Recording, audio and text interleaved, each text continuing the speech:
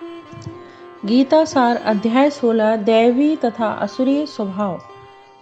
इस भगवान ने कहा, हे भरतपुत्र, निर्भयता, आत्मशुद्धि, आध्यात्मिक ज्ञान का अनुशीलन, दान, आत्म संयम, ज्ञान, यज्ञ परायणता, वेद ध्यान, तपस्या, सरलता, अहिंसा, सत्यता, क्रोधविहीनता, त्याग, शांति, छिद्र विशेषण में अरुचि, समता, जीवों पर करुणा, लोभ विहीनता, भद्रता, लज्जा, संकल्प, तेज, क्षमा, धैर्य, पवित्रता, ईर्ष्या तथा समान की अभिलाषा से मुक्ति, यह सारे दिव्य गुण हैं जो दैवी प्रकृति से संपन्न देवतुल्य पुरुषों में पाए जाते हैं।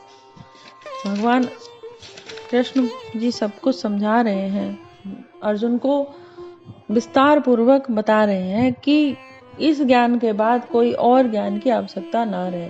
हे प्रातपुत्र, दम्भ, दर्प, अभिमान, क्रोध, कठोरता तथा यह अज्ञान, ये असुरी स्वभाव वालों के गुण हैं। दिव्य गुण मोक्ष के लिए अनुकूल है और असुरी गुण बंधन दिलाने के लिए है। हे पांडुपुत्र, तुम चिंता मत करो, क्योंकि तुम दैवी गुणों से युक्त होकर जन्मे हो। हे प्रातपुत्र, इस संसार में सृजित प्राणी दो प्रकार के हैं, दैवी तथा असुरी। मैं पहले ही विस्तार से तुम्हें दैवी गुण बता चुका हूँ। अब तुमसे असुरी गुणों के विषय में बता रहा हूँ। जो असुरी है वे यह नहीं जानते कि क्या करना चाहिए और क्या नहीं करना चाहिए। उनमें ना तो पवित्रता, ना उचित आचरण और ना ही सत्य पाया जाता है। वे कहते हैं कि यह जगत मिथ्य है, इसका कोई आधार नहीं है और इसका नियम किसी ईश्वर द्वारा नहीं किया जाता। उनका कहना है कि यह कर्म काम इच्छा से उत्पन्न होता है और काम के अतिरिक्त कोई अन्य कारण नहीं है। ऐसे निष्कामों का अनुगमन करते हुए असुरी लोग, जिन्होंने आत्मज्ञान खो दिया है और जो बुद्धिमान है, ऐसे अनुपयोगी एवं भयावह कार्यों में प्रवृत्त होते हैं जो संसार का विनाश करने के लिए होते हैं। कभी ना संतुष्ट होने वाले, काम का आश्रय लेकर तथा गर्व के मद एवं मिथ्य प्रतिष्ठा में डूबे हुए आसुरी लोग इस तरह मोहग्रस्त होकर सदैव क्षणभंगु वस्तुओं के द्वारा अपवित्र कर्म का व्रत लिया करते हैं। उनका विश्वास है कि इंद्रियों की तुष्टि ही मानव सभ्यता की मूल आवश्यकता है। इस प्रकार मरण काल तक उनको अपार चिंता रहती है कि लाखों इच्छाओं के जल में बांधकर तथा काम और क्रोध में लीन होकर इंद्रिय तृप्ति के लिए अभय ढंग से धन संग्रह करते हैं। आसुरी व्यक्ति सोचता है कि आज मेरे पास इतना धन है और अपनी योजनाओं से मैं और अधिक धन कमाऊंगा। इस समय मेरे पास इतना ही, किंतु भविष्य में यह बढ़कर और अधिक हो जाएगा।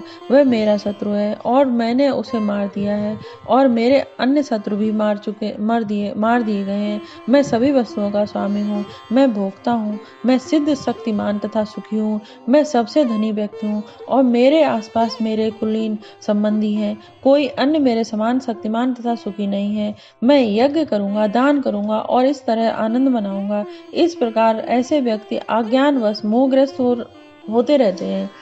इस प्रकार अनेक चिंताओं से उद्विग्न होकर तथा मोहजाल में बंधकर वे इंद्रिय भोग में अत्यधिक आसक्त हो जाते हैं और नरक में गिर जाते हैं। अपने को श्रेष्ठ मानने वाले तथा सदैव घमंड करने वाले, संपत्ति तथा मिथ्य प्रतिष्ठा से मोहग्रस्त लोग किसी विधि विधान का पालन न करते हुए कभी कभी नाम मात्र के लिए बड़े ही गर्व के साथ यज्ञ करते हैं। मिथ्य अहंकार, बल, दर्प, काम तथा क्रोध से मोहित होकर असुरी व्यक्ति अपने शरीर में तथा अन्यों के शरीर में स्थित भगवान में से ईर्षा और वास्तविक धर्म की निंदा करने लगते हैं।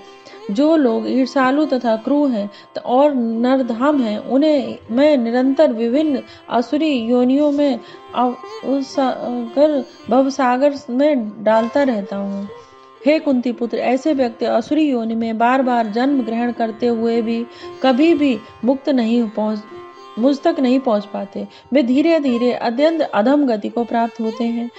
इस नरक के 3 द्वार हैं, काम, क्रोध तथा लोभ। प्रत्येक बुद्धिमान व्यक्ति को चाहिए कि इन्हें त्याग दे, क्योंकि इनमें आत्मा का पतन होता है। हे कुंती पुत्र, जो व्यक्ति इन तीनों नरक द्वारों से बचा पाता है वह आत्म साक्षात्कार के लिए कल्याणकारी कार्य करता है और इस प्रकार क्रमशः परम गति को प्राप्त होता है।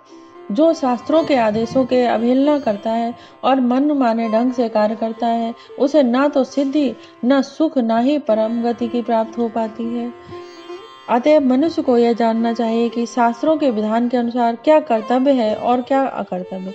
उसे ऐसे विधि विधानों का जानकर कर्म करना चाहिए जिससे वे क्रमशः ऊपर उठ सके। इस प्रकार श्री भगवत गीता के 16 अध्याय देवी तथा श्री स्वभाव का भक्ति वेदांत तात्पर्य पूर्ण हुआ। जय श्री कृष्ण।